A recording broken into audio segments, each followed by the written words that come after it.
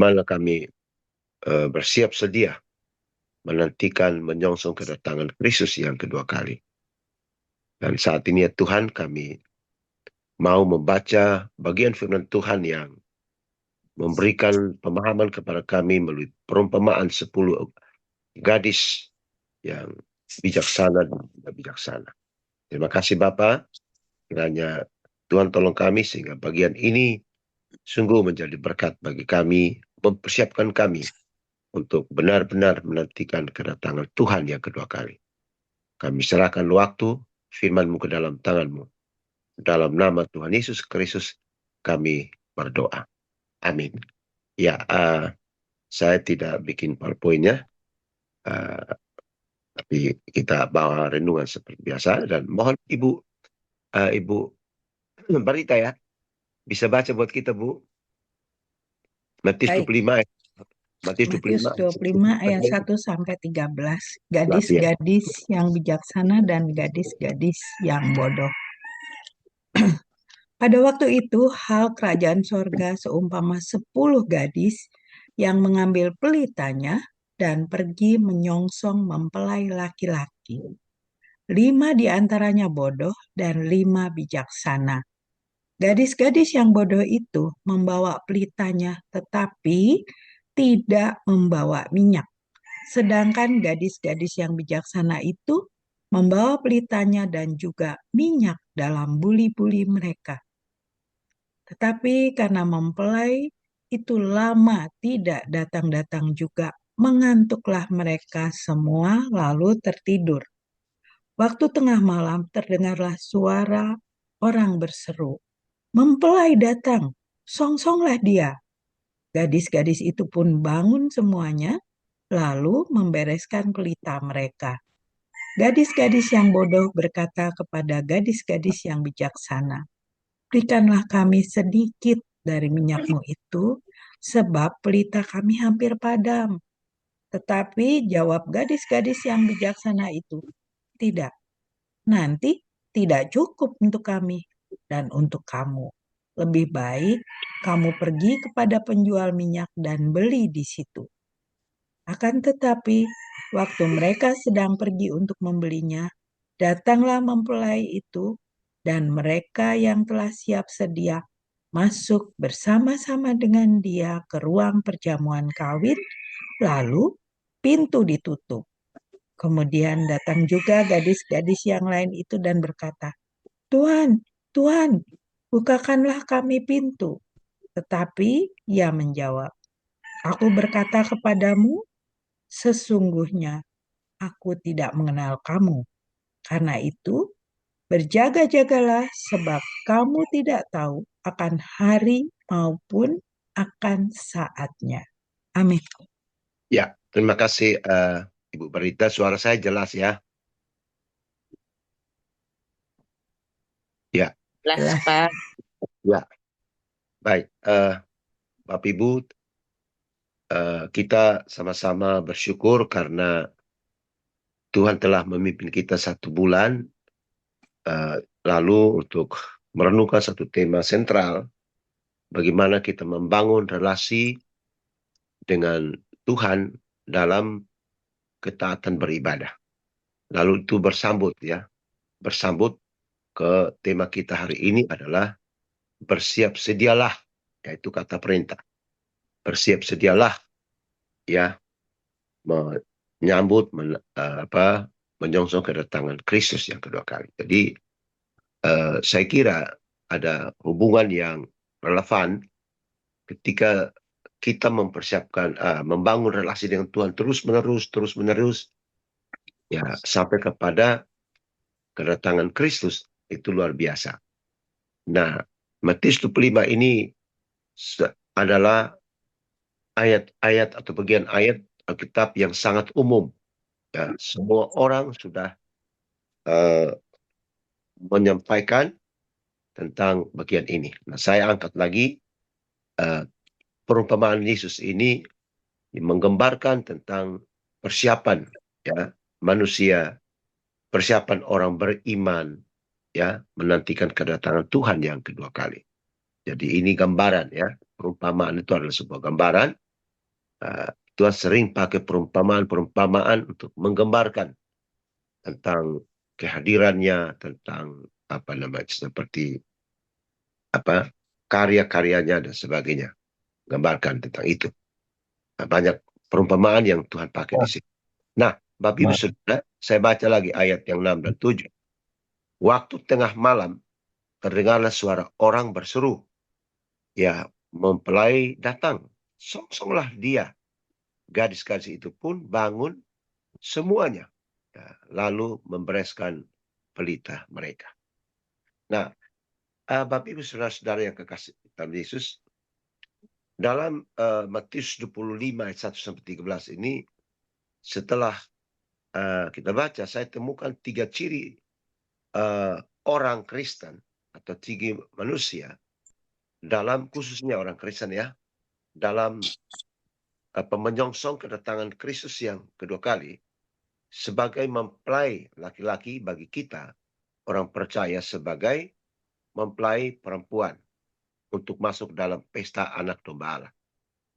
Nah, hal yang pertama, dalam ayat 3 sampai 4, gadis-gadis yang bodoh itu membawa pelitanya, tetapi tidak membawa minyak.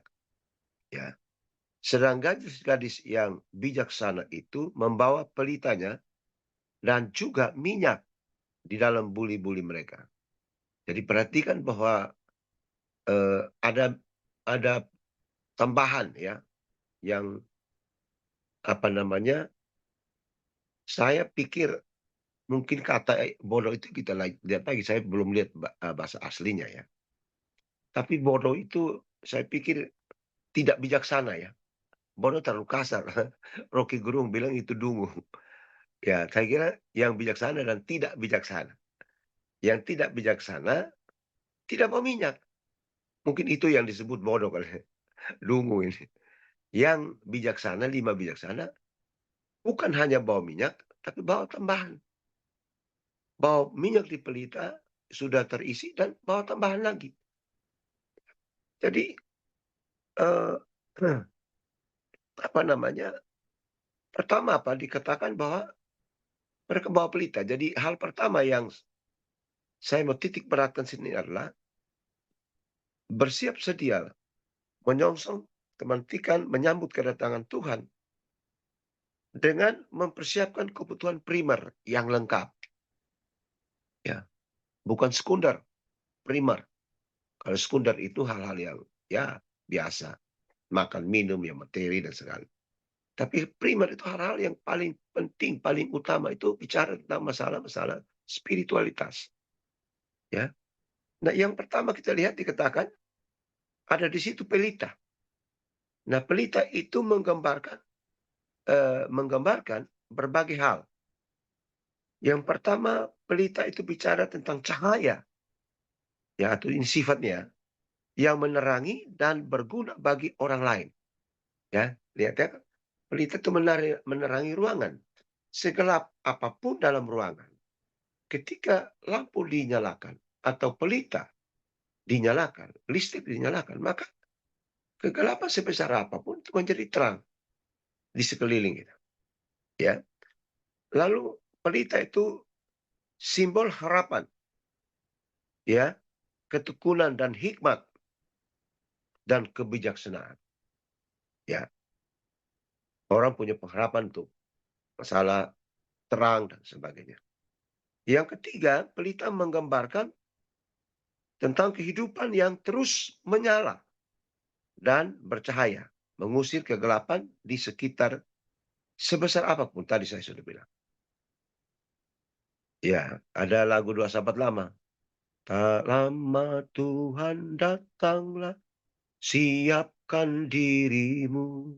Ya, dan seterusnya. Itu Dua Sahabat Lama. Ya, ada siapkan apa? Pelita. Yang keempat, pelita itu menggambarkan firman Allah yang memberi hidup dan menerangi kehidupan manusia. Ya, Mazmur 119 ayat 105 ya.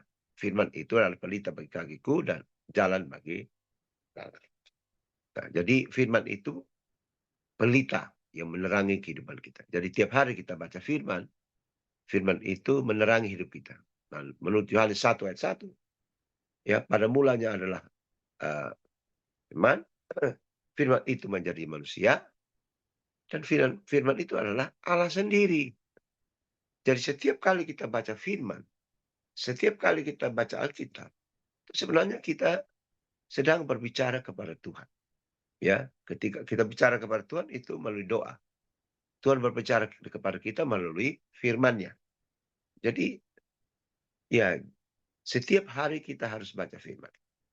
Ya, berarti kita membiarkan Tuhan berbicara kepada kita. Itu firman itu adalah pelita bagi kaki kita, terang bagi jalan kita.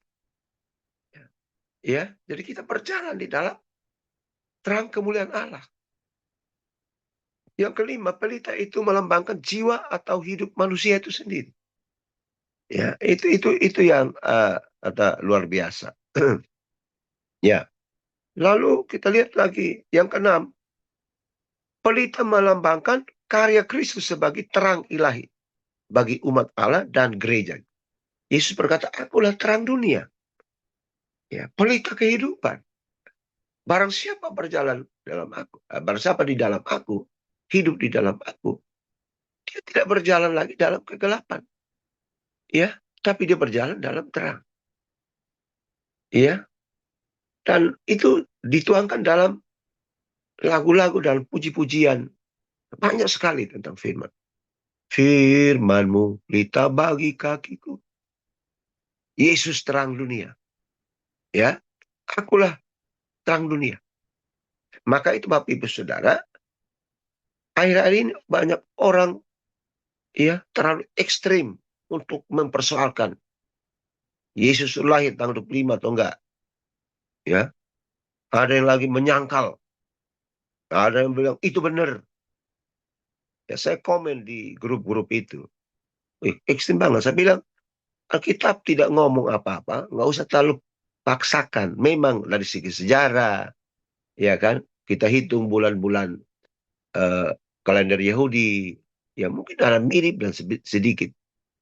Tapi bagi saya, kalau Alkitab tidak ngomong itu, jangan. Ya, hanya saya yang tahu adalah tanggal 25 itu tanggal kelahiran Dewa Ra, ya matahari yang didewakan, ya.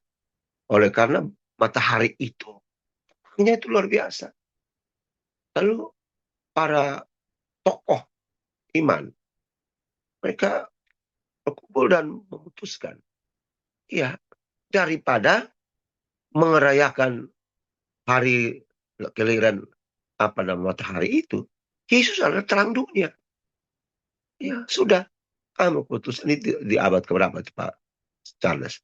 Ya, Pak Raffles, abad keberapa tuh? Natal itu. Jadi bukan soal tanggal 25-nya, tapi soal menghadirkan terang dunia pencipta terang itu sendiri. Jadi saya wah, akhirnya ini Bapak Ibu lihat. Elia siapa tuh? Meron. Ya, saya komen juga. Bagus ya anak itu tuh. Tapi tahu teologinya dari mana. Ya, bagus sih, saya selalu ikutin.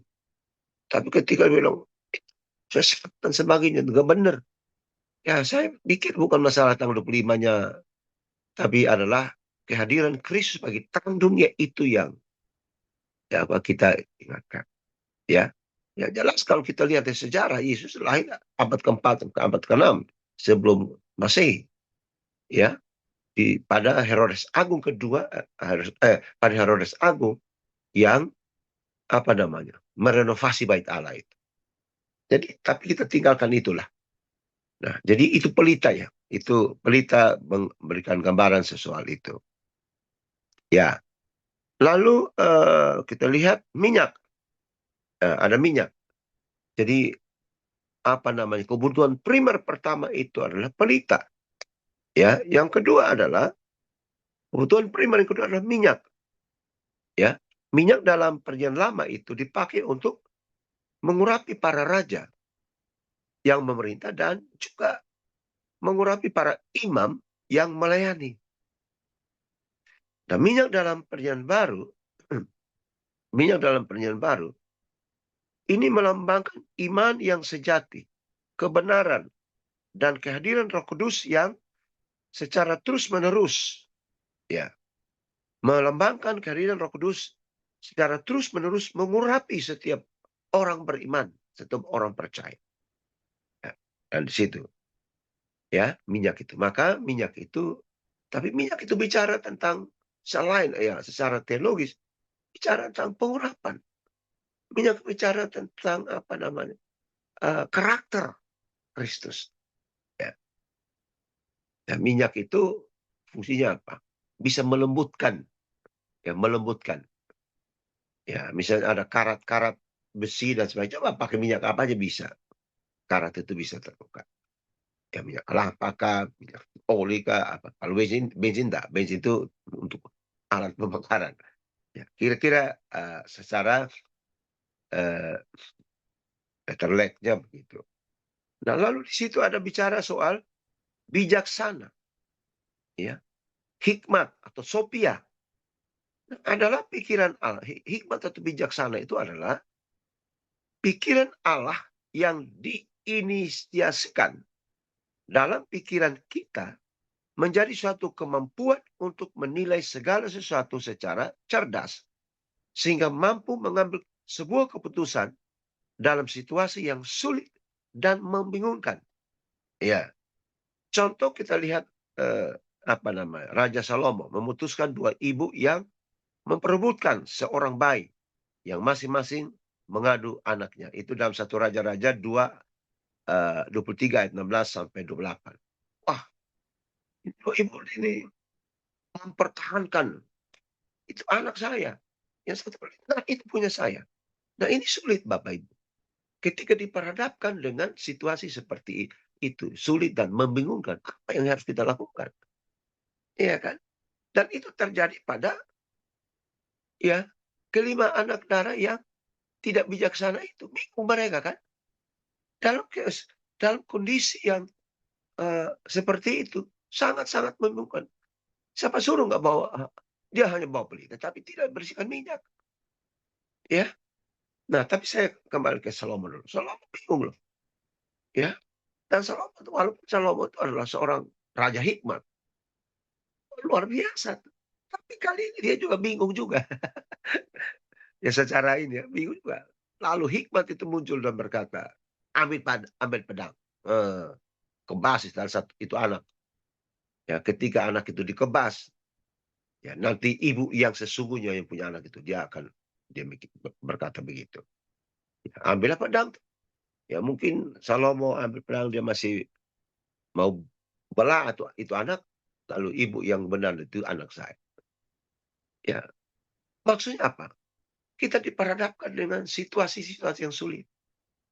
Ya, pada waktu kita kemacetan total, hikmat emang kita mau dari mana cara?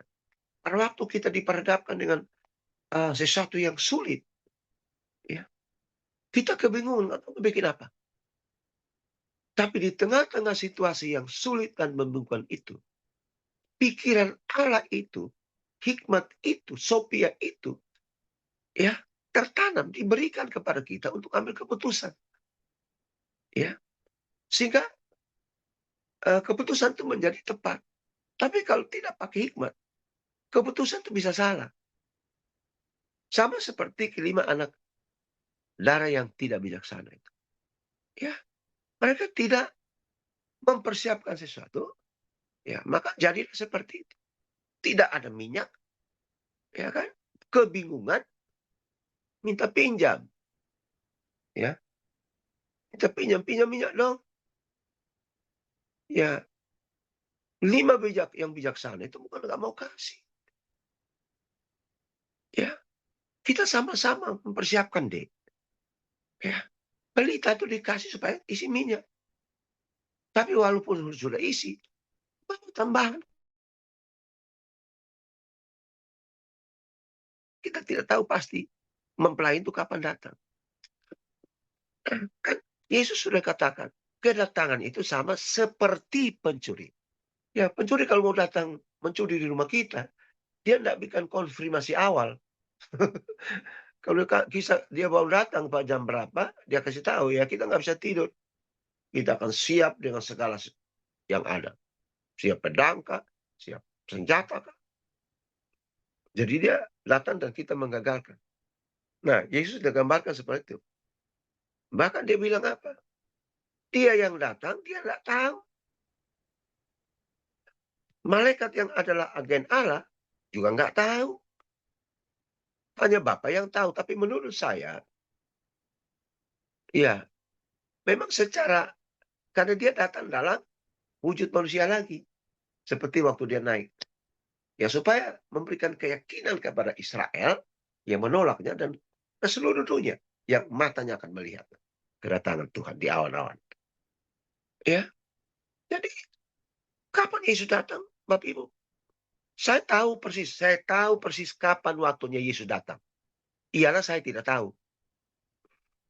Ya, ada itu saya kutip Dr. Tomatala di STT Jeffrey. Ya, dia seorang filsuf yang luar biasa, filsafat. Ya, dia bilang semua orang Kristen harus tahu persis kapan Yesus datang. Ialah saya tidak tahu. Ya, dulu kan ada pendeta siapa tuh? Si Buea. Ya, sekarang dianggap sesudah Yesus nggak datang, ya, dia bawa semua orang yang percaya kepada dia dari seluruh Indonesia, dari Kupang, dari mana-mana, datang ke Bandung. Yang ada di bukit itu. Mau ke ST apa situ. Mereka siang malam. Ya, 3 hari siang malam. Berdoa menantikan kedatangan Yesus. Hari pertama belum datang. Hari kedua belum datang. Hari ketiga awalnya belum datang. Lalu dia umumkan. Yesus bilang mau datang jam 3. Luar biasa kan? Nah, berdoa lagi, berdoa lagi, berdoa lagi. Ya, jam 3 itu yang datang siapa? Brimob. 2 truk dan berapa bertruk-truk itu datang untuk angkut mereka semua. Dan Sebuya itu masuk penjara. Dia masih umumkan, oh nanti tahun depan atau tahun berapa lagi masuk penjara, ya mungkin sudah keluar. Ya, jadi itu ajaran-ajaran sesat yang menyesatkan. Tapi yang pasti nggak usah kita lihat ke situ lah. Mari kita belajar dari kelima anak darah yang bijaksana itu. Persiapkan hal-hal yang bersifat primer, hal-hal rohani. Persiapkan itu bicara tentang ketekunan iman. Kita persiapkan kita. Iman yang sejati. Jangan sampai Yesus sudah pernah bilang, ya, waktu aku datang, kedatangan anak manusia, masih adakah iman di dunia? Nah, itu masalah. Jadi tidak perlu tahu kapan Yesus datang waktu. Tapi yang penting iman kita, ketekunan kita menantikan kedatangan itu luar biasa. Jemaat di Tesalonika itu jemaat yang selalu menantikan. Berdoa supaya mereka datanglah, datanglah, datanglah. Ya, ya, gak usah dipersoalkan. Ya, believe or not, Jesus is coming. Percaya atau tidak dia tetap datang. Yang penting bagi kita adalah persiapan kita. Mempersiapkan spiritualitas kita, hal yang primat. Pelita hidup kita. Minyak kita. Ya, pelita. Dan harus bijaksana. Jadi yang pertama adalah mari kita persiapkan. Ya, bersiap sedia menyongsong kedatangan Kristus dengan persiapan kebutuhan primer. Ya, pelita, minyak, dan harus bijaksana. Itu yang pertama. Yang kedua, ya, di ayat 5 sampai ayat yang ke-7 dia katakan begini. Tetapi karena mempelai itu lama tidak datang-datang juga, ya, datang-datang tidak datang-datang juga, mengantuklah mereka semua itu tertidur. Waktu tengah malam terdengarlah suara orang berseru, mempelai datang, ya, mempelai datang, songsonglah. Ya, gadis-gadis itu pun bangun. Semuanya, ya semuanya bangun. Lalu membereskan pelita mereka. Ya, lalu ayat 8 bilang, tadi gadis-gadis yang bodoh berkata kepada gadis-gadis yang bijaksana, berikanlah kepada kami sedikit minyak dong. Kira-kira saya pakai kata dong. Ya, minyak itu sebab pelita kami hampir padam. Kami sudah bakar dari awal, ya, minyak habis nih. Ya, hampir padam. Tetapi jawab gadis-gadis yang bijaksana itu, tidak, sorry, nanti tidak cukup untuk kami dan untuk kamu. Lebih baik kamu pergi kepada penjual minyak dan beli di situ. Akan tetapi waktu mereka sedang pergi untuk membelinya, ya, datanglah mempelai itu dan mereka yang telah siap sedia masuk bersama-sama dengan dia ke ruang perjamuan kawin. Lalu pintu ditutup. Lalu kemudian datang juga gadis-gadis yang lain itu dan berkata, Tuhan, Tuhan, buka dong pintunya bagi kami. Tetapi ayat 12, tetapi ia berkata, menjawab, aku berkata kepadamu, sesungguhnya aku tidak mengenal kamu. Tuh, ya, ya karena itu berjaga-jagalah. Itu ayat 13 peringatan. Aku tidak kenal kamu. Sama seperti di Matius 7 ayat berapa? 21, 22, 23. Banyak orang akan ketika Yesus datang, banyak orang berkata, Tuhan, Tuhan, tolong buka pintu bagi kami dong. Kami mau kemana? Pikir tanya, mau kemana? Mau masuk surga lah. Sorry ya. Tuhan Yesus kalau pakai bahasa Jakarta, sorry ya, gue nggak kenal kamu. Lah, yang benar dong. Nggak kenal gimana sih? Tahu nggak waktu kami di Jakarta, di dunia, iya kan? Kami mengusir setan demi nama, pakai nama kau. Iya kan? Buat mujizat dalam nama Yesus. Ya, mungkin Yesus akan katakan begini, iya, saya tahu. Kamu usir setan demi namaku, kamu bikin mujizat demi namaku, ya namaku lah yang menjadi mujizat lah. Tapi sorry, saya tidak bisa mengenal kamu, saya nggak bisa kenal kamu. Kenapa? Mau jahat. Kata jahat itu yang dipakai di situ bukan poneros, tapi kata jahat yang dipakai adalah kakos. Kamu semua jahat. Nah, kata jahat itu, ya kalau saya berkata atau kita berkata jahat dan Tuhan yang berkata jahat, buat mana? Ya Tuhan lah. Kalau dia bilang jahat, luar biasa. Ya itu luar biasa Bapak Ibu. Ya, di ayat 5 tadi, tetapi karena mempelai lama-lama tidak datang juga, mengantuklah mereka. Ya, tapi Ibu Saudara, mempelai datang, sosoklah dia dan sebagainya dan seterusnya. Ya. Jadi yang kedua ialah apa? Bersiap sedia menyongsong kedatangan Kristus dengan penuh ketekunan. Iya kan? Penuh kesetiaan. Kata setia dengan iman. Bapak Ibu, kata setia dan iman itu diterjemahkan dari kata Yunani yang sama. Pistis, pisteo. Kalau iman itu saya terjemahkan dengan keyakinan batin. Harus punya batin yang kuat. Iman yang kuat. Ya. Tapi setia itu sifatnya lebih kepada mengikat. Ya. Kita terikat keyakinan kita dengan Allah. Terikat pada firman Tuhan. Apa yang dikatakan firman Tuhan? Ya, ikutin saja. Sekarang ini nggak perlu bernubuat kemana-mana. Ya. Kalau Bapak mau tanya itu siapa, pendeta siapa tuh yang Laut Tony ke Tony Daud ke apa? Dia suka bernubuat itu. Dia bernubuat SBY jadi apa presiden. Dia bernubuat Jokowi jadi presiden. Dia bernubuat Prabowo sama apa namanya itu sama Gibran akan jadi presiden. Nah, kalau kau bernubuat itu kasih tahu sebelumnya. Ini sudah jadi, presiden baru dia bilang. Nanti sekarang, dia sudah bernubuat lagi sekarang. Tahun 2020, 37 kah? Ya, dunia kiamat atau apa? Yesus datang. Jadi tanya sama dia. Bagi saya, dia kan pemegang kuasa gelap tertinggi dulu kan. Ya, enggak beda jauh dengan saya juga lah. Saya juga pernah pegang kuasa gelap 70 macam kok. Tapi setelah berubah saya nggak pakai gitu. Ya, hati-hati Pak. Dan Bapak Ibu Saudara, dikatakan tiba, tetapi mempelai karena mempelai itu lama nggak datang. Apa yang mereka buat? Jadi sama-sama berjaga. Yang 5 itu tekun. Ya, mungkin mereka tidur juga, tapi mungkin berganti. Kami tidur, yang lain jangan ya. Nanti bangun ke kami ya. Atau apalah kira-kira gitu. Situasi pada waktu. Mereka tetap bersiap sedia, siap. Mau telat kayak, mau kapan kayak, yang penting siap. 5 tidur, mereka nggak siap. Dan ini berbicara tentang apa Bapak Ibu Saudara? Mungkin saya sudah kesimpulan ke situ. Berbicara tentang orang-orang Kristen, orang-orang beriman, ya, yang sedang berjaga-jaga. Sama-sama menunggu dengar firman Tuhan Yesus datang. Di gereja dikasih tahu. Tuhan Yesus mau datang, dikasih tanya. Sama-sama mereka dengar.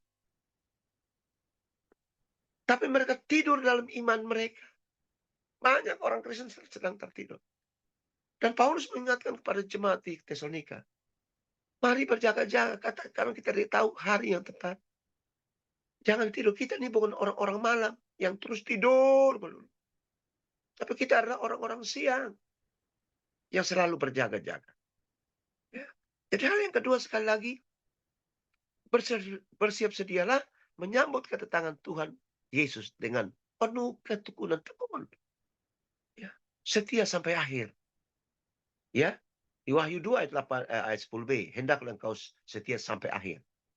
Baru Tuhan kasih keselamatan kalau nggak setia sampai akhir. Setia sampai mati, bukan setia sampai mati apa? Koma. Mati sampai akhir. Ya. Tugas kita adalah berjaga-jaga. Ya, seperti kemarin yang sudah disampaikan oleh Pak Merudut ya, tentang apa Matius 24 ayat 37 sampai 40 tuh. Ya kan? Bagaimana keadaan? Kita siapkan apa? Keadaan kita sekarang ini sama dengan keadaan Nuh. Orang waktu kawin-mawin, sibuk apa kawin-mawin, makan minum, kawin tanpa nikah, LGBT, semua kejahatan, euforia. Tapi yang berjaga-jaga bersetia itu 8 orang. Nuh dan keluarga dan saya. Nah, sama dengan kita sekarang ini. Kemajuan teknologi, politik yang begitu luar biasa. Orang sibuk. Ya, waktu Yesus lahir juga orang sibuk politik juga. Nah, nanti kedatangan Yesus yang kedua kali sama. Ya, orang sedang sibuk politik, calon pemimpin segala macam ini, memikirkan bagaimana korupsi dan sebagainya. Iya kan? Orang Kristen nggak ketinggalan juga. Ini yang orang Kristen tanpa pertobatan. Orang Kristen yang ya namanya doang Kristen, KTP. Ya, nanti waktu Yesus datang, banyak orang Kristen ada di kafe-kafe, ada di apa main judi dan sebagainya. Nah kayak gitu-gitu nggak diangkat tuh.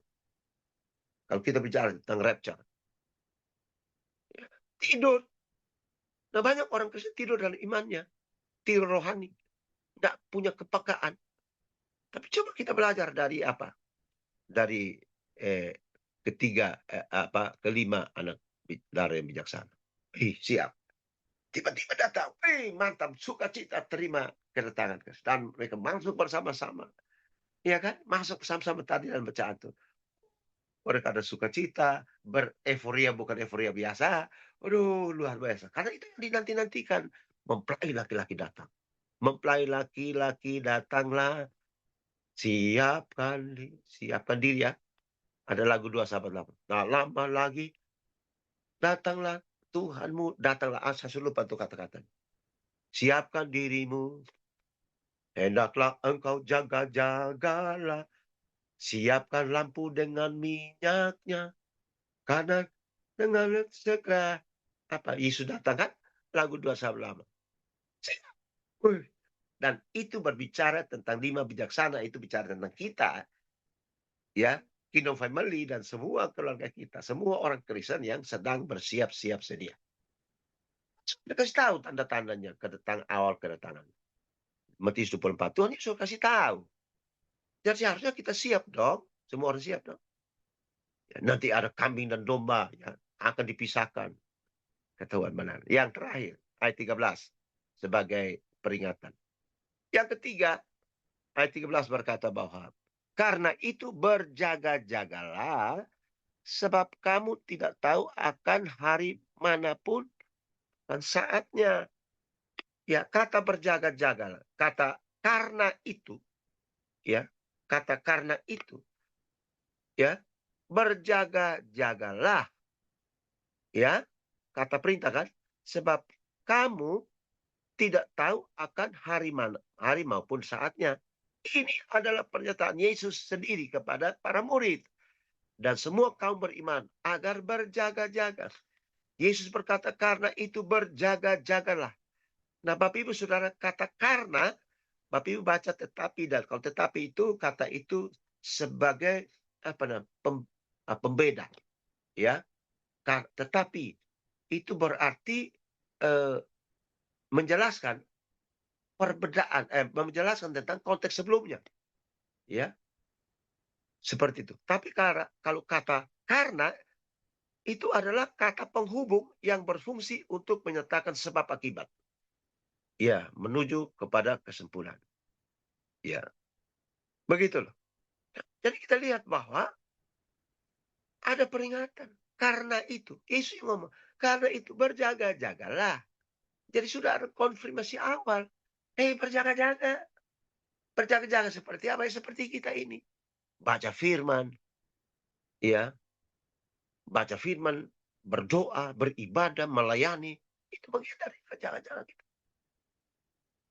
Kalau kita harus baca firman, kita berdoa, lalu kita tidur, tidak apa-apa. Itu tidur rohani itu, tidur jasmani itu.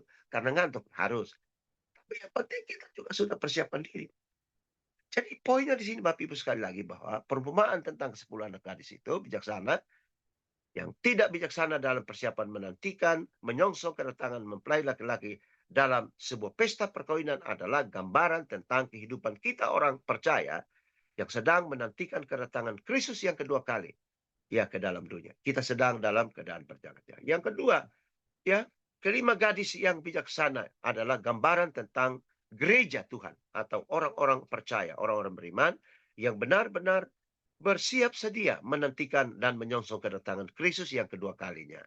Sedangkan 5 gadis yang tidak bijaksana adalah gambaran tentang orang-orang Kristen yang tidak siap sedia. Kalau orang luar sih sudah jelas kan. Tapi orang Kristen nggak siap. Ya. Yang ketiga, yang terakhir adalah orang-orang Kristen yang benar-benar siap adalah orang-orang Kristen yang digambarkan seperti kelima gadis yang bijaksana. Pertama, siap menyongsong kedatangan Kristus dengan hidup bijaksana. Kedua, siap menyongsong kedatangan Kristus dengan penuh keyakinan yang pasti. Ketiga, siap menyongsong kedatangan Kristus dengan siap sedia, terus berdoa dan berjaga-jaga. Pertanyaannya adalah bagaimana dengan kita?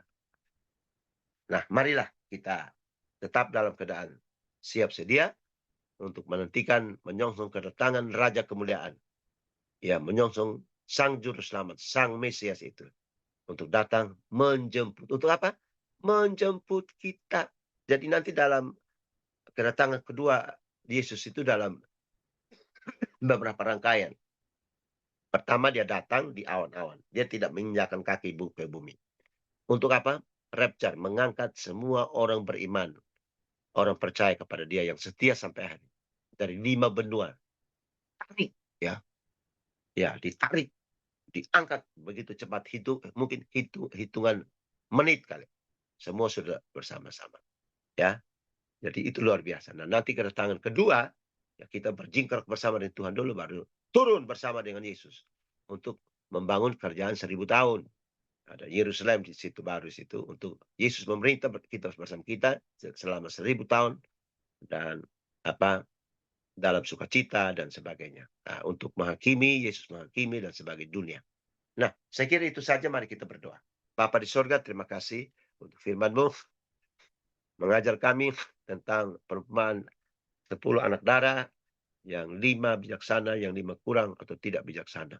Dan ini berbicara tentang bagaimana kami mempersiapkan diri untuk menantikan Yesus Kristus sebagai sang mempelai yang akan datang ke dunia kedua kali, yang kami tidak tahu kapan waktunya. Yang kami lakukan hanyalah bersiap sedia, siap sedia, siap sedia untuk menantikan kedatangan. Terima kasih Bapa. Hamba-Mu telah berhenti berbicara jauh dari sempurna.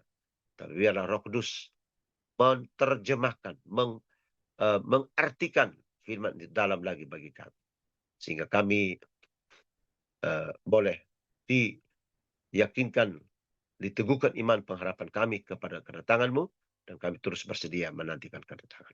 Dalam nama Yesus kami berdoa. Amin. Ya.